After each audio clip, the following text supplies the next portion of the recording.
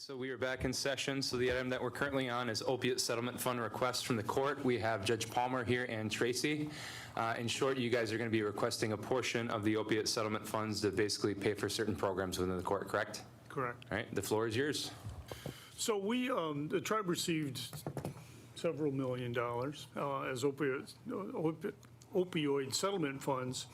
Those funds are not, I mean, they're regulated in terms of they should be used for dealing with, substance abuse issues, opioid issues, those sort of things.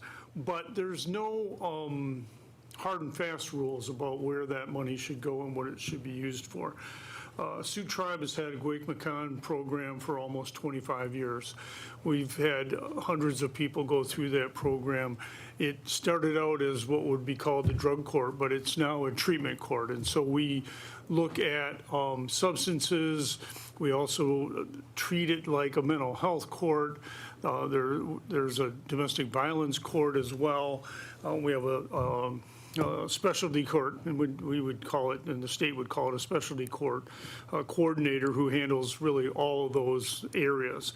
Largest part being Guake, which is still treatment. The use of these opioid funds would, and our request is for $500,000, would guarantee the continuation of that specialty court for many years to come. Over the 24 or 5-year period of Guake, there have been times when funding has been an issue. We had to scrounge up, grants to be able to pay for that, or it's gone unfunded at times, and yet the court's been able to continue that through a lot of volunteerism, that sort of thing.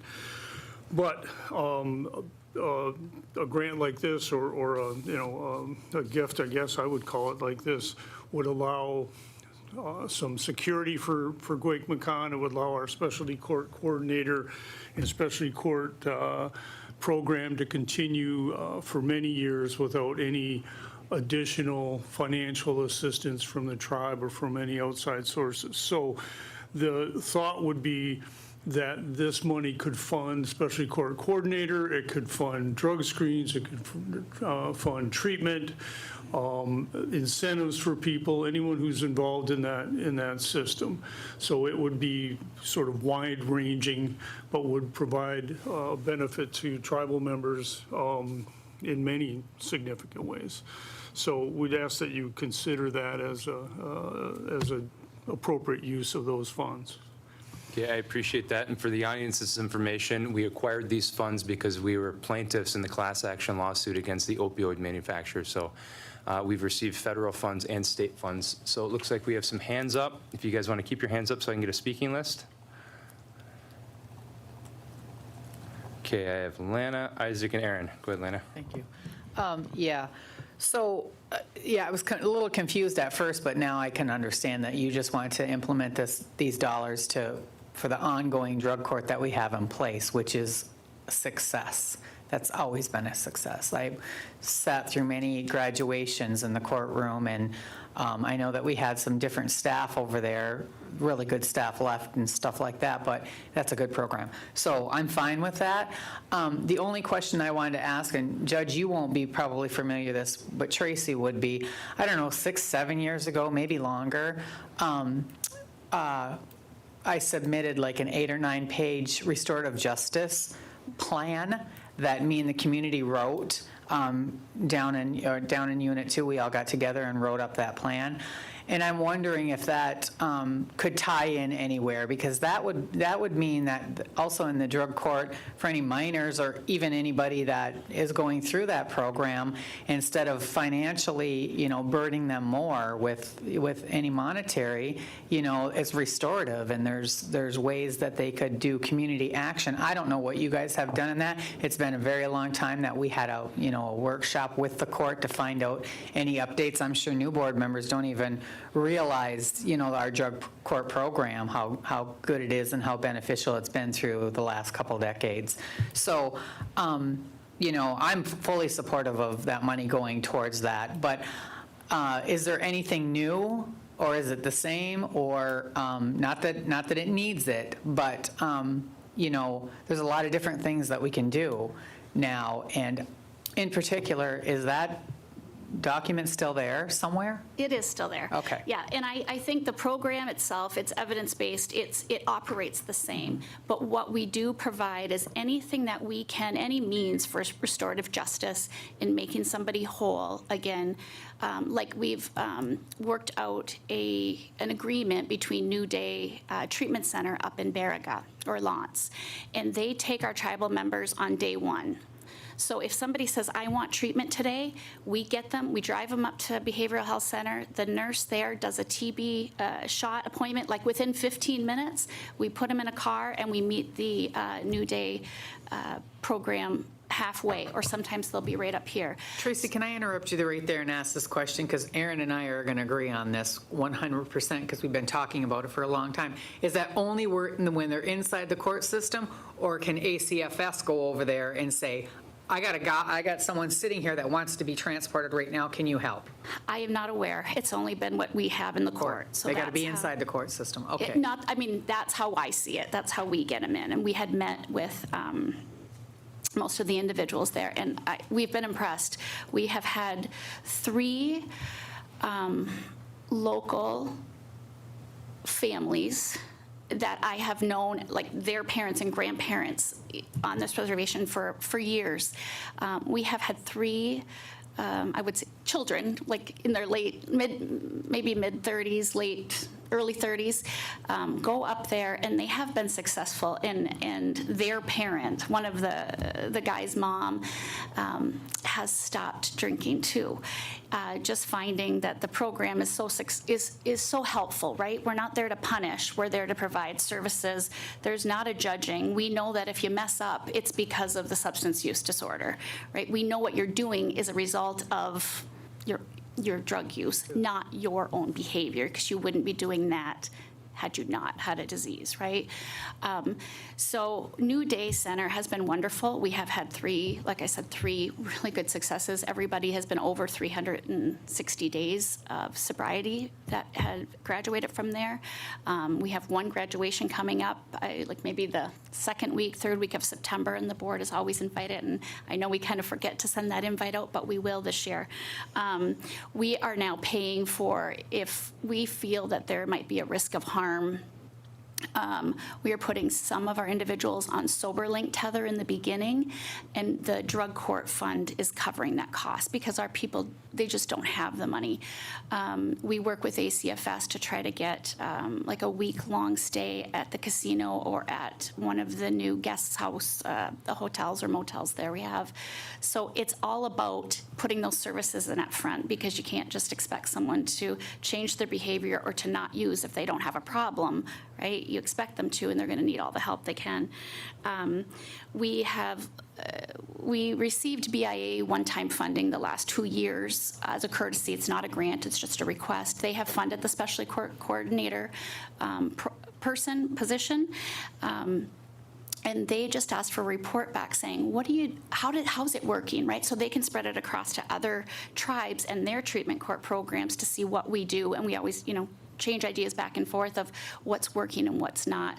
So one of the biggest things with having a specialty court coordinator contracted is he's also providing individual groups. So instead of a group between 8 and 5, when and if some of our clients are working, we have after hours. So that gives, a person that does have an 8 to 5 job or an 8 to 3 job, the ability to come in at 6 o'clock and attend men's education group or moral recognition therapy or matrix or seeking safety. There's all these other groups that we want to have available, between 3 and 7 p.m. for individuals that are employed. We work with the Secretary of State's office now by writing letters and trying to get their license restored if they have lost them. We do sponsor letters for them. We have agreements with Michigan Indian Legal Services for them to be the attorneys when they do go to court for their administrative hearing to try to get their license back. So I think it's not new, but what we do is all about treating the person and trying to get them whole again, to be who they once were. I would say if you knew what Wake McCon was like 10 years ago and you came to see it today, it's a much different animal.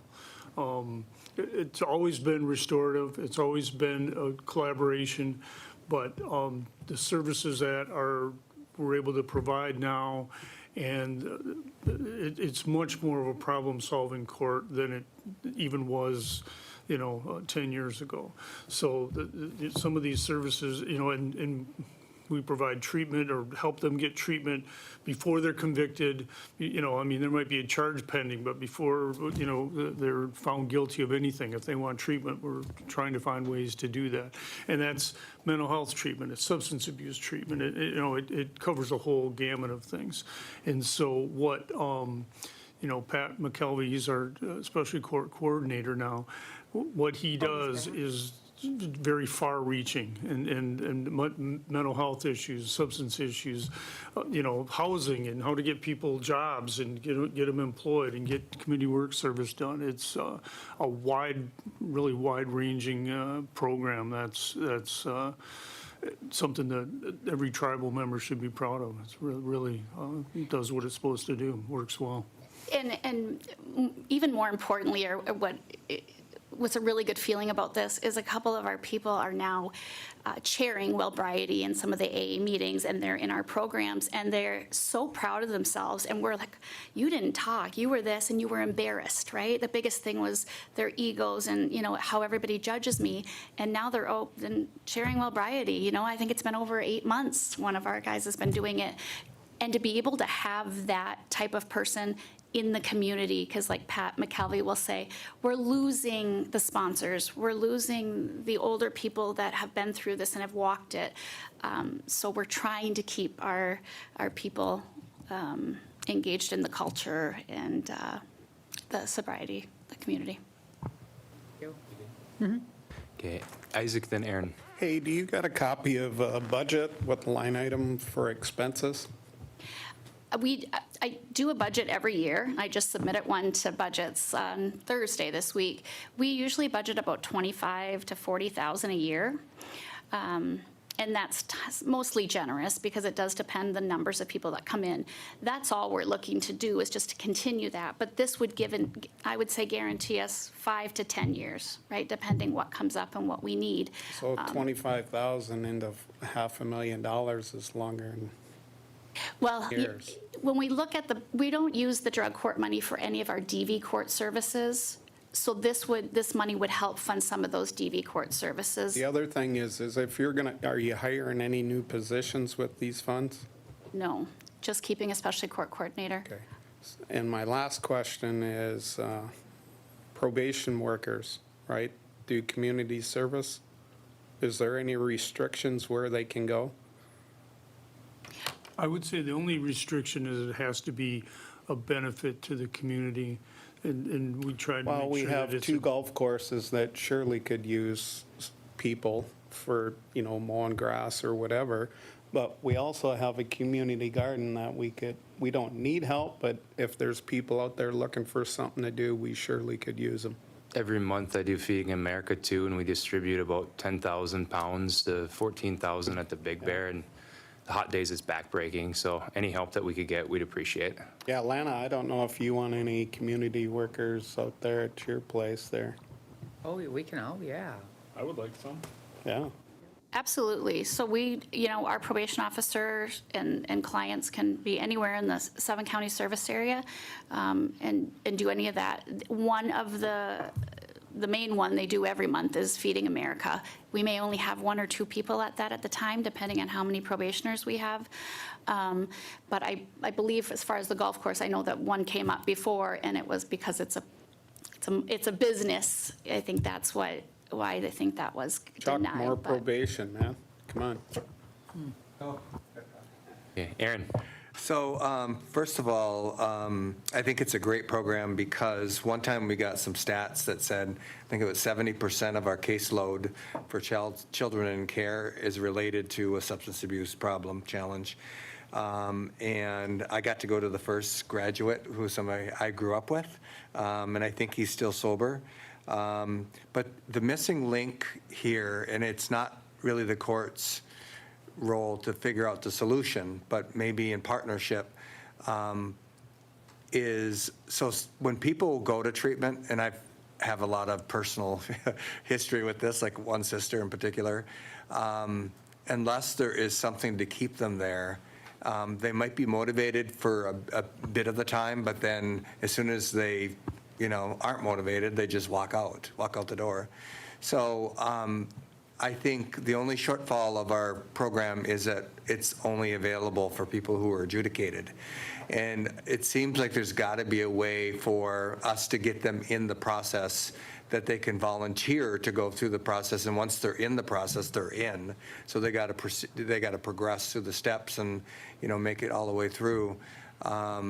So anyway, I think that's the only shortcoming of it. But I love going to graduations because you see the whole family dynamic change, and you see hope in their eyes, and you see them come out of their shell, and you see them have some self-worth through the process. So people who make it all the way through, I think, generally stay sober. If only we could replicate that. So my question, though, is, so are you asking to take like $500,000 out of that opiate fund and then make a trust account and then just use that to pay for rather than self-governance or travel support? So I support that, but I also support, so that would be a 990 account, but I also support if we do get other funding, and we apply and use that, then it just prolongs how much will be in the fund account. So that's it. Lana? Yeah, just to elaborate a little bit on what Aaron said, because, me and him have always agreed on this level of, how services get delivered to members in need. And that was my question. You got to be in the system in order to get the services. And what sparked my interest is that you said that, one day they come and pick them up, they take them, they're gone, which is amazing because that doesn't happen. That doesn't happen anywhere else in the tribe. Someone walks in and they're just, 3 days later, they're not ready to go. They were ready to go right then. Exactly. So I don't know how we replicate that. And we've been having that discussion for a very long time at this table on how, because, and I know this is open and I'm not going to say much more of that. It's not that way. And people, you can't be put on hold for an hour, or you can't come back on Wednesday when somebody's going to be in here. That doesn't work, because then they leave, and then 2 weeks later they're in your program the hard way. Or they just can't get that service. So I'm hoping someday we can get that disconnect connected, and that this program can extend to where it else in behavioral health, substance abuse, and our ACFS, because that would be a win-win, but it's still not that way, really. So. Okay, so I have a couple questions. Have you guys been working with the Shadow in Haven in the drug court? Yes. And how has it been so far? Wonderful. I mean, it's only been a couple months with them, but they are donating their building to us 2 days a week, and they're open to extending that to us if we can offer some more groups. Currently, behavioral health can't offer matrix. I believe it's a staffing issue and time consuming. So we would like to extend that out to our specialty court coordinator and another partner, perhaps, to start offering that at Shadowin as well. Okay. But we've gotten some supplies from behavioral health that are whiteboards and paper and things like that for us to use. So we're holding groups there. Okay, very good. The other question is, have you had drug court participants be also residents of the Lodge of Hope? I believe so. Yeah. The reason I bring that up is because when residents move into the Lodge of Hope, there's an intake assessment. What I've been told is that the vast majority have or have had substance abuse issues. So when we look at all the unmet needs in that population, housing is obviously the biggest one. If you have a substance abuse conviction, you can't move into our housing. It's difficult to move into other subsidized housing locations as well. It's difficult to get financial aid and just move your life ahead. So I will be putting in a request to be able to pay for that service from this pot of funding as well. So currently, the state of Michigan is funding the shelter right now with the allocation, and when that ends, the housing authority is going to pick it up. But if we have funds right now available that can be used, we could build more houses. So that's where I'm coming from. Any last questions, comments on this topic? Bill, can you report how much we have in that fund too? Yes. Okay. Kurt? I'll take them both. Currently, we have $4,276,442. All right, so we can afford it. So fully supportive. So get it on an agenda and we'll vote on it. Thanks. I just want to say also that Chuck Palmer has, we've been trying to work with the state courts because of a lot of our people are going through state court, and it seems like we're not getting any of this, our people that are being adjudicated in state court into our tribal drug court, even though requests have been made by the individuals saying they want them in a culturally appropriate program. But I know the Michigan legislation is being worked on and changed through MATCAP, through Michigan Association of Treatment Court Professionals, to include transfers of these types of cases can be made between tribes. They're adding the word tribal in there versus between state and counties. That's funny because they can't wait to get rid of our juvenile cases. Yeah. And that's something that we advocate for at the MDHS consultation. We just did it downstate, so, yep, absolutely. Yeah, so that's happening. And then as well as, politically, there's always a change in board members or committee people. And I know that there had been, rumors out there saying, oh, we're not going to send somebody over there if someone else is here, blah, blah, blah. So we tried to nip that. Judge Palmer did hold a meeting with Judge Lambros and the prosecutor Stratton a few weeks ago to try to say, hey, we're here. We want you to know that we're here for our people.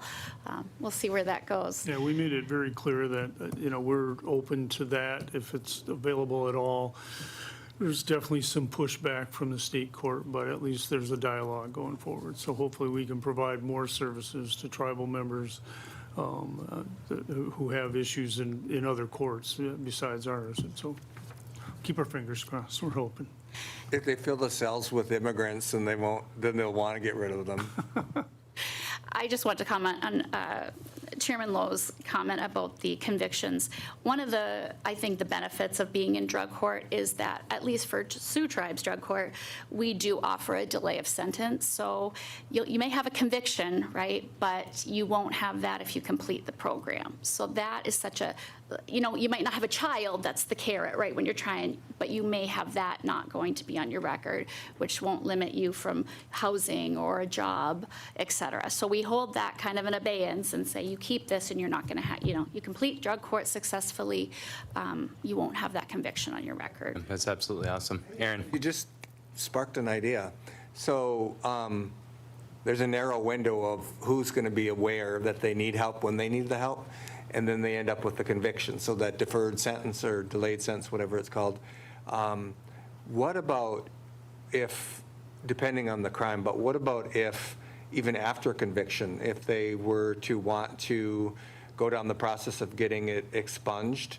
We could probably do an expungement limited to our own territory, but not outside of the territory. You need the governor. But maybe if somebody were to, at some point, come out of the fog and they're like, oh man, I really dug myself a hole. I can't get a job because I've got this drug felony, or I can't get a house because I got a drug felony. But if they were able to volunteer to go through some kind of a secondary treatment program or maintenance program, that then we would assist them with legal aid to help get rid of and expunge their record. Yeah, absolutely. And I know we have Michigan Indian Legal Services comes up. They've been coming up once a year and putting on an expungement clinic. And we've been offering free fingerprinting services to help with those. But again, the state's guidelines the years are a lot in between their convictions. But I'm sure that for our jurisdiction, that would be wonderful. Okay, anyone else? All right, well, we appreciate you guys coming down here. Appreciate everything you do. Thank you. All right, so we can move on to the last item that we have on today's agenda, and that is Operations Manual for Regional Transit Program. So we'll take a couple-minute break, and then we'll get into that.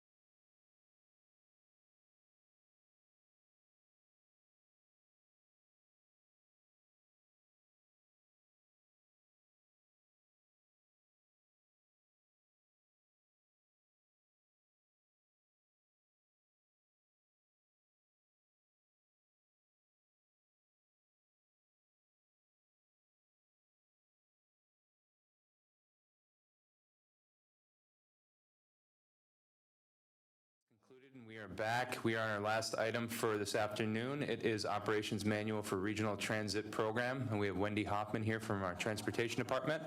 So take it away whenever you're ready, Wendy.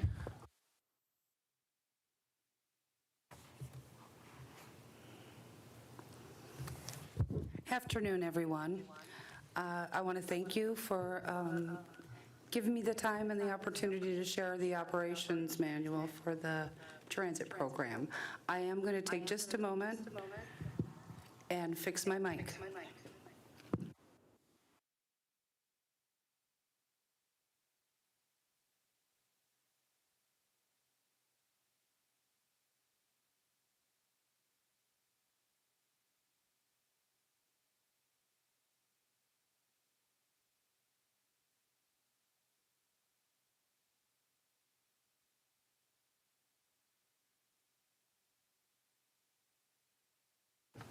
Okay, we're set. So today I'm going to present an operations manual for the FTA-funded Regional Tribal Transit Program. So this has been, I think as most of you know, it's been a long process. Approximately 10 years ago, there was a resolution presented to the board and supported to complete a transit implementation plan. Now, with that plan, we did an audit across the service area of transit services that are available. We identified gaps and funding sources. And with that plan, a year later, we applied for an FTA grant, which implemented our programming to a limited extent. Since that time, the program has continued to grow, and at this time, we've drafted an operations manual because we would like to begin a Rides to Wellness programming across the service area and also a volunteer driver programming. So we do have funding. We were approved. We've purchased. We will be coming to the board with approval to purchase 4 vehicles. They'll be stationed across the Seven County service area, and we'll be hiring drivers. So with all of that said, today we have the operations manual. So I'll just start going through the document as it as she's showing as we're showing on the screen. So we start off with our program mission. Our focus is to ensure members have access to critical medical and behavioral health and health-related services. We also are showing our vision statement and then our guiding principles. And what we've pulled in there is our tribal guiding principles, and these reflect what was identified in the Board of Directors' vision statements, our guiding principles. With that, I'd like to move down to section number 5, organizational, office structure, and staff responsibilities. So here you'll see the figure with the organizational chart, and you'll see where it shows the CFO, and then the planner, myself, and then you'll see the different programming within that.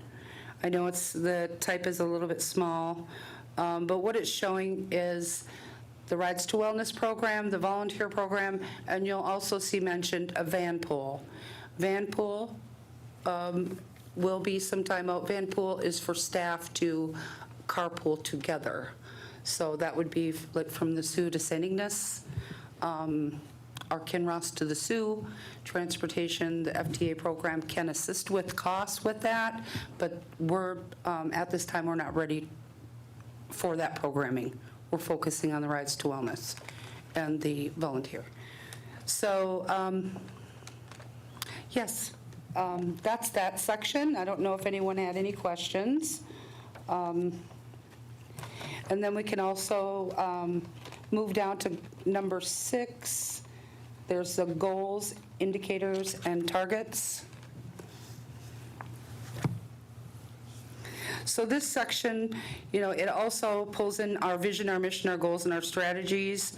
And we had to identify key goals, implement the rights to wellness, and then the strategies and the success indicators. So those are all documented in the operations manual. So what we can do internally is follow this path that's written out, and moving forward, we can build on these strategies and these indicators and look at, what is our requests, what are our requests for services coming in? Are we meeting all of those requests? Get really that data analysis. We'll have that opportunity to do that when we have more staff on board. Any questions? Okay.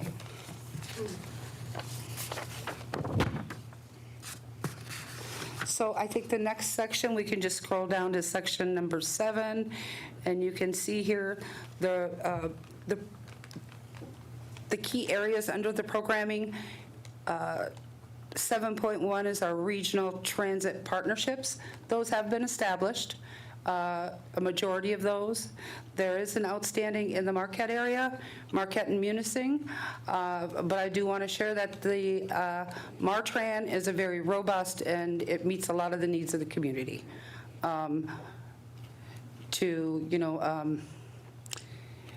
One of the key areas that we began with was extra routes from Kincheloe to the Sioux.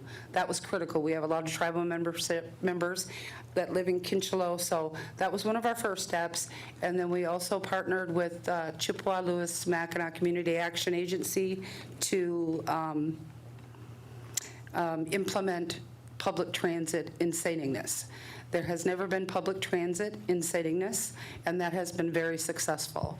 So those critical needs were identified in the implementation plan, and also with our Health and Human Services transit plan that has just been completed, that has not been shared with the board yet.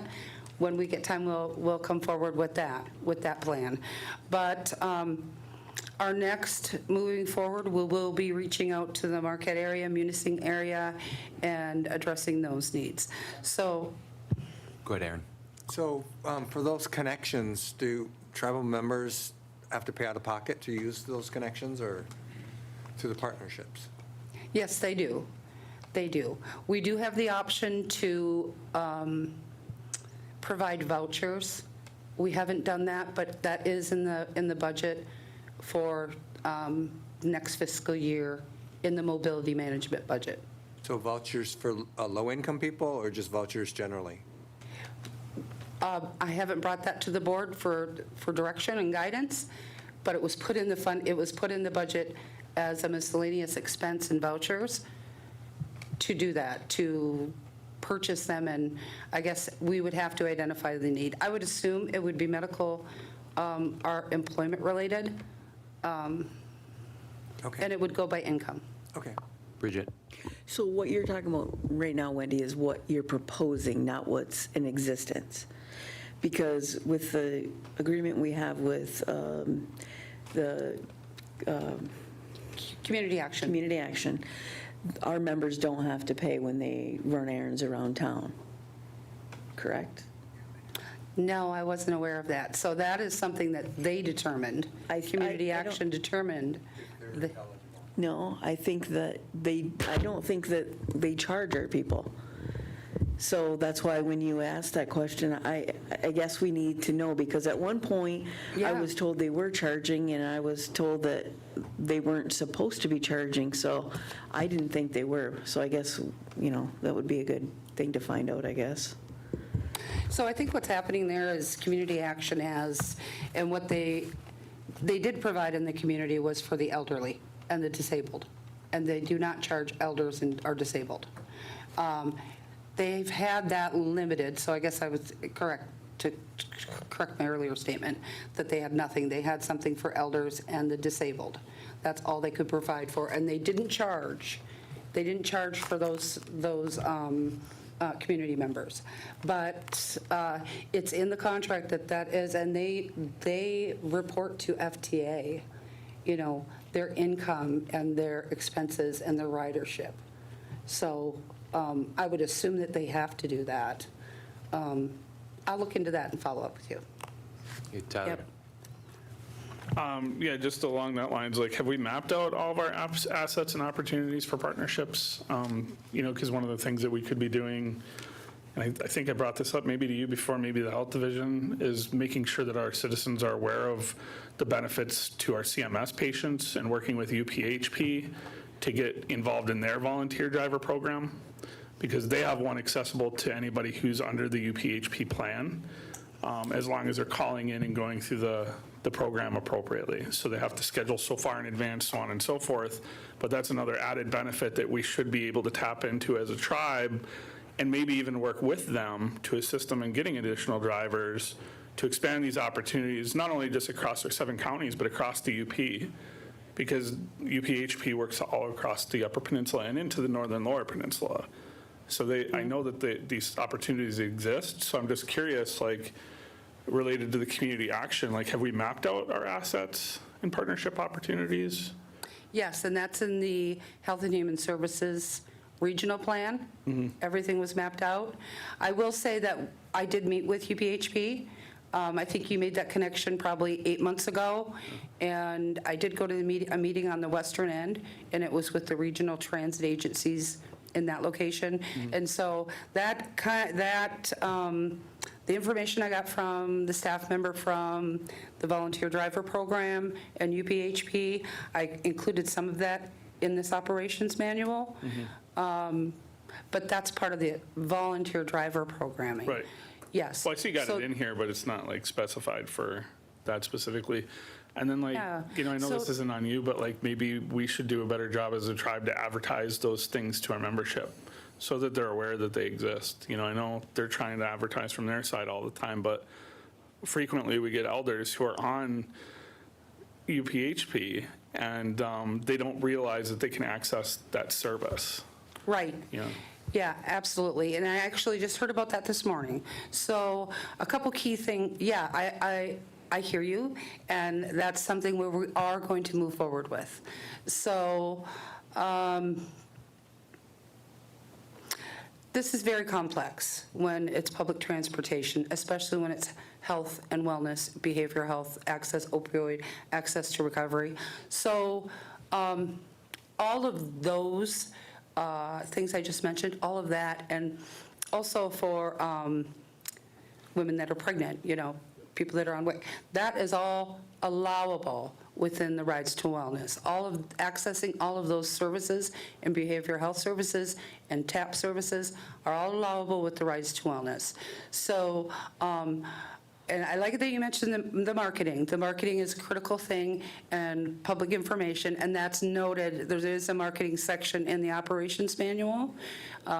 We do have a posting right now for a mobility coordinator. That's a full-time position. What that position will be doing is they'll be updating our website, doing the marketing, doing the postings, doing trainings. So I'm really looking forward to having somebody on board that's really going to take on those key areas where we need to fill those, do those tasks. This person's going to be the main contact with our tribal members when they're requesting services. They're going to call, they're going to email, they'll get referred, and we already have a standard form. The person will also be scheduling the drivers. I'm hoping in the future that we'll be able to be reimbursed from Medicaid or Medicare. There's other opportunities where if, say, the education department gets a JTPA programming, or they've got a federal funding for that, they could reimburse for people getting access for employment. So there's a lot of opportunity for braiding of funding, and that's what the common term is used. So I hope I answered your question. You did. I appreciate it. Thank you. Yeah, you're welcome. So I don't see any more hands up, so we can keep going with the presentation, Wendy. Okay.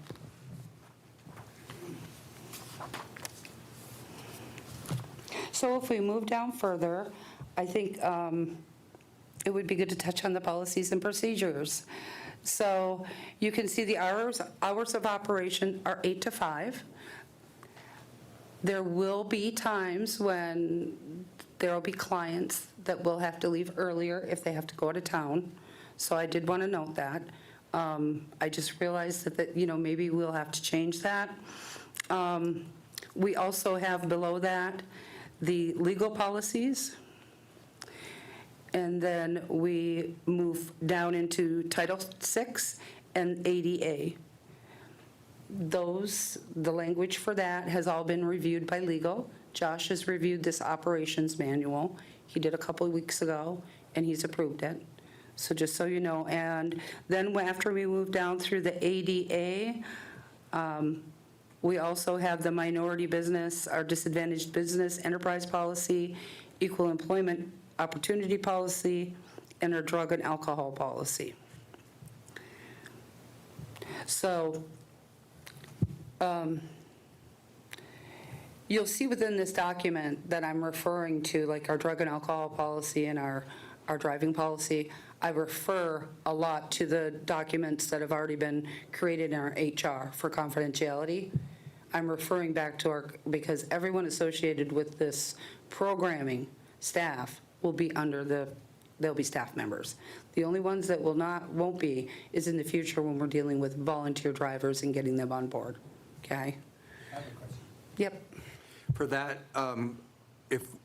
so referencing other existing policies is good because then you don't have to keep updating this document. But can we append it to this document so people don't have to go looking for it? Yes.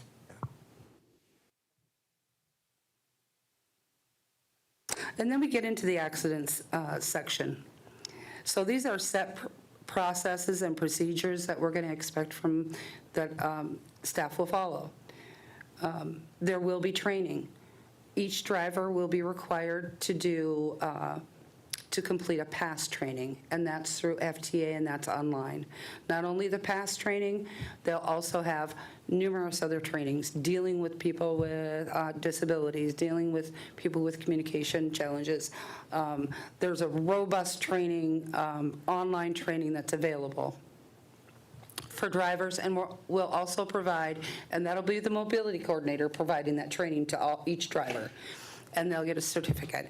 And then each client will also be required to do an online training. So they're aware of the expectations, and you'll see kind of that in this, when we're talking about like our smoke-free policy, noise policy in the vehicle.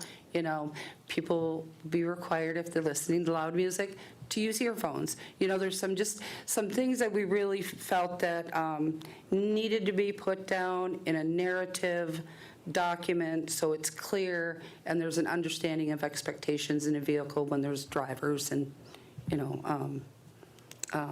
riders. I have another question. Yep. Is there a catch-all language to abide by all local and state traffic laws or whatever? Yes. Okay. Oh, yes. Yeah. Yeah, because they're not going to, if they were, I don't know if they go to Onanang, I know they could think that they don't have to follow the laws, but they do. Yeah. You guys remember when, this is a long time ago, so we can't pinpoint who we're talking about, when somebody got stoned and they were driving one of the shipping and receiving trucks, and they would go to the West Pier, and it ripped the top of the truck right off, and they were Yes. stoned, and we never drug tested them. Yeah. Huh? I suppose they had something else going on, but I do remember that. And I actually think about it every time I go to West Pier, that there's that, that railroad. Yeah. My sister used to live at West Pier Apartments. I remember when that got hit, but I did not know that that was us. That is too bad. You could say that is a new low for the Sioux tribe. I don't even remember that. I've been There was a fight too on whether or not we should be drug testing people. No, that's their own time. They don't think we're working in our truck. Okay, Wendy, go ahead. Yeah. I guess we can scroll down from the confidentiality. So here is the section I just mentioned a minute ago about the customer and passenger policies. And like I mentioned, there will be a training. There will be a required training for all the clients or ridership and the drivers. And it will go over each of these bullet points. Any questions? We can move on to the next section. And then we have the driver's policies. And we also mentioned service animals. And we follow the regulations with that. They must be registered service animals. And that etiquette and behavior. That's a key section. I think it's critical to have that in there.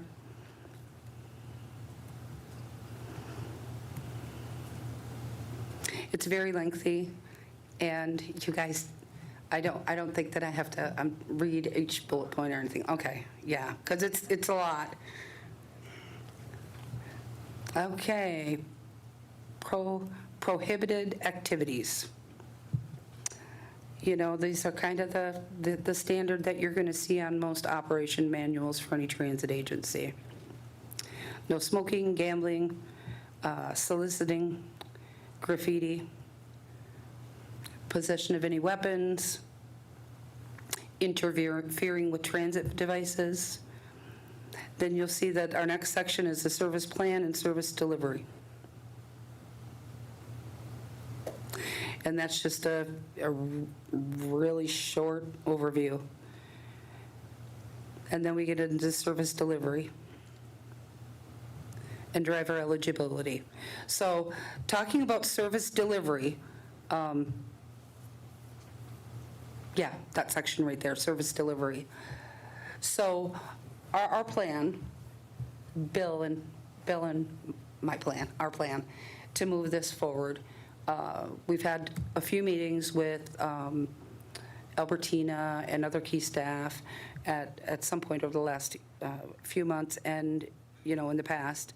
And what we think would be the best option moving forward is to have the first driver in the SUE hired. But we're going to have the mobility coordinator on I'm hoping within 3 to 4 weeks after the mobility coordinator is on, we'll get our first driver. They'll be located in the SUE. We'll get some of the kinks worked out because we will have kinks in the system.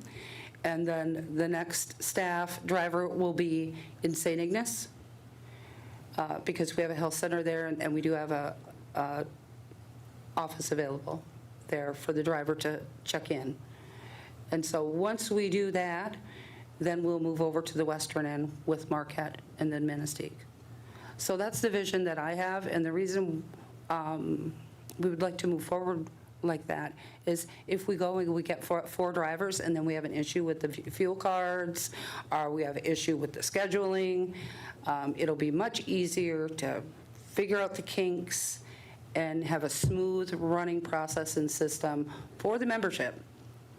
You know, this is how we would like to move forward. Good, Aaron. Is the SUE going to service Kinchelo?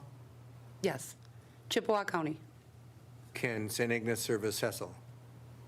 Yes. Okay. Where would, so you said there's going to be 4 or 5? 4. 4. So which ones will service? Because, you know, Unit 2 is Hessel all the way to Newberry in that 200-mile radius. How will that work? Have you figured that out yet? Because Hessel Yes. is only one small chunk of Unit 2. Right, right. So Unit 2 will have their own driver Okay.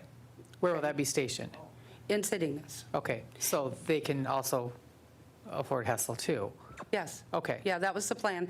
I guess Okay. what I can do is I can make a map, Oh, perfect. and then the map can be included in this. Actually, I could make that tomorrow, and I could share that with everyone. So I have a follow-up question is, so then will the other partnerships that we have with Dial-A-Ride fill in when either we're not available or to connect more fully? EUP, transit, or dial-a-ride, will they pitch in to kind of close the gap? Because if you have one truck, you have one driver, and they're servicing St. Ignace or Hessel or whatever, and somebody in Newberry needs something at the same time. Good question, and I'm glad you mentioned it, because something I didn't even mention at all. It's our partnership with the Elder Division. So, right. So I think, so the transit agencies provide public transit with the buses, not individualized rides to wellness. Some of them do. So some provide rides to wellness. UPTA provides rides to wellness, and we can partner with them, and we have partnered with them to pick up any additional, if we have a high need and we can't meet the need, we can partner with them. So what we have right now, how can I say this? It was identified initially 10 years ago, is that the critical need was that our elder division was 100% travel support, and how could we assist them with their funding of their transportation needs? That was one of the critical issues, and a rides to wellness. So what we've done is we've partnered with the elder division, and we're covering all the costs for their all their drivers, their wage and fringe, and their fuel, their direct cost of transportation costs. Okay, so those will be under the transportation cost center. We'll be doing an internal agreement for that. So what we're also going to do is we're also going to partner with their drivers and with filling needs. Okay, so if they have availability and we have a driver that calls in, they will be our backup. We will both be backups. So right now, we're working on an interdepartmental agreement with the elder division where it's going to outline those key items. Okay, I will say that, so right now, the elder division, they only provide service to 60 and over. And the other service we have is through behavioral health. Behavioral health provides roads to wellness only for clients of behavioral health services. So what this program is going to do, it's going to provide service to anyone. So, and it's just beginning. So I believe that we're going to have a really high need. I believe that the drivers will be fully scheduled. But we will be seeing, it is going to be a process, and we will, if you'd like me to come back in 3 months, in 6 months, or if you would like an update, through Bill, and to, say how this programming is moving forward, I think that would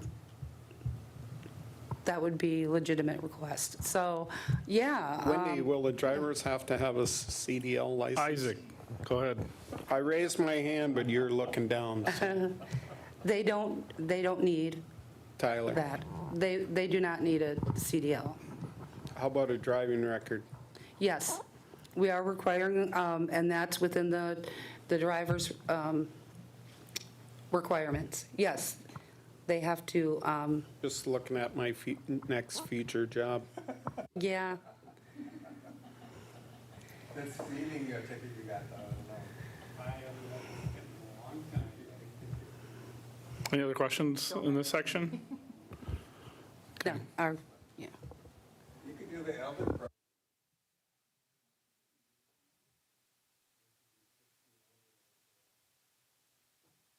And then we also talk about, right now it's showing the eligibility, but we also have, criteria for, obviously the drivers with the background checks and the trainings and the certifications, but also seatbelts, car seats.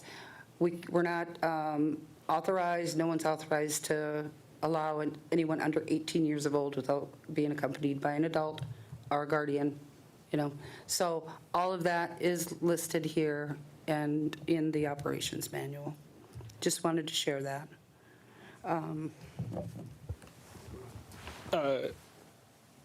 Quick question. Does anybody else have a question first? Does any of this conflict with our policy, our GSA policy about not having guests in the vehicle? Or is this going to be a companion to that? Have we reviewed that at all? I did meet with Renee Anderson, and she runs our GSA vehicle programming. Well, I assume for the whole tribe, but I met with her at the health center, so I don't know if she just does it through there or what. But really good meeting. She was very helpful. I don't believe that's GSA. We don't have to meet that requirement. Just making sure there's no conflicting policy we don't have to look out for to, trap ourselves in a corner or whatever. That's all I wanted to know. Thank you. Yeah, well, I'll note that, and I'll verify it. Lana? Are you done, Wendy? I didn't know. Well, yeah. Well, no, I think I got a few more pages. Yeah, you're on Okay. page 20 of 37. It's a lot of, it'll go fast. Okay. It'll go fast, I promise. Verify, what was it, GSA? Just the policy about having guests in the vehicles. I remember reading that we have a policy against that, about transporting guests or whatever. That shouldn't apply to this. Right, that's what I'm saying. Yeah. Let's just make sure that we're not overlooking a policy that may conflict this. Just I'll make the actually amendments work with and- Josh on that, because Everybody will be guests. Right. Well, I think we might already have policies that conflict because I know our motor pool policy doesn't prevent us from keeping people in a vehicle that's not a GSA vehicle. But like Aaron, for example, like if you were to use a motor pool vehicle and if you were to bring Tyler, that wouldn't be prohibited. You would just have to notify Doug and insurance. That's it. So if there's a policy that prohibits people, then motor pool already has something that conflicts. So And by nature of public transport. yeah. That's true. We can do a review. I'll do a review of that. I'll get with Josh, with legal department, and ask him for assistance with that. okay, we can keep going. Okay. I think all section 10 is quite lengthy. We're going into a lot of the weeds with vehicle inspections. There will be daily inspections required. That's a FTA requirement. Ensuring drop-off, no-show, vehicle use accidents, medical emergencies, boundaries and responsibilities. So you'll see all of that is pretty comprehensive with section number 10. So I think we can move on from that. So these are basically the rules for using the vehicles once they're purchased. Yes. Okay. And everyone will have a identification badge. There's a process for complaints, complaint procedures, and those are, a lot of those processes are required through the FTA, federal funding. So then we get to the fare structure and then training.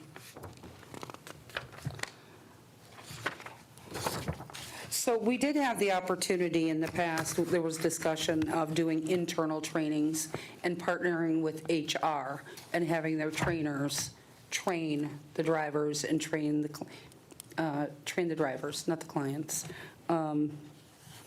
That is still an option that we may be able to move forward with, but I'm not sure. I'm waiting for the next director to get on with HR and see if that's something that's feasible. So, You might want to consider, really, what matters is the first person trained. And if you have a senior driver, they could be training new drivers when they come on. yes, and that's what the pass is, it's to train the trainer. Yeah. We'll go and we'll send the mobility coordinator or the mobility coordinator, and they'll be the trainer. They'll be able to do that. But we're putting a lot on the mobility coordinator, so. The next section is the van pool. We can really just move forward past that because that's something, like I mentioned, we're probably going to work on that more in depth in the future. So you'll see that section 15 is transit marketing. That's going to be critical, so our tribal membership know that this service is available.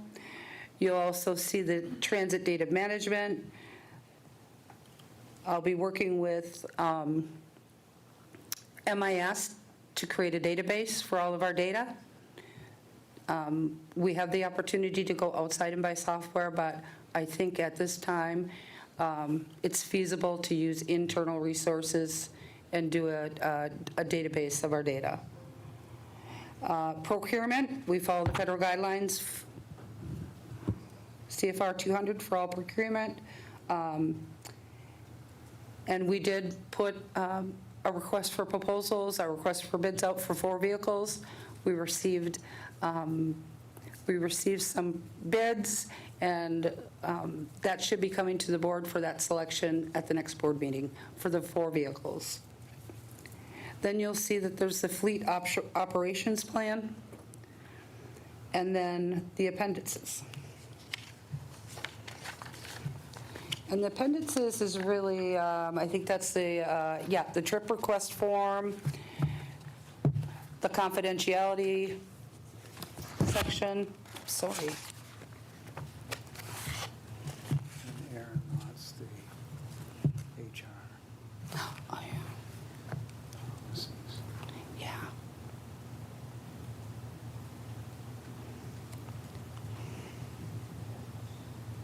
Okay, I think I'm all done. Okay, Lana has a question. Yeah, I have a couple of questions, and I don't know, I know it was open earlier, I don't know if you were on to hear, but, we have that gap in transportation or ways to get people that are in a crisis to and from, rehab or whatever, up to Marquette or whatever. Is this something that you're going to train our own departments for, to say, it can be used in that kind of capacity? So if ACFS or behavioral health have someone over there that needs a ride somewhere, our drivers are not booked or something, that is something that they can reach out to you for or have that reference?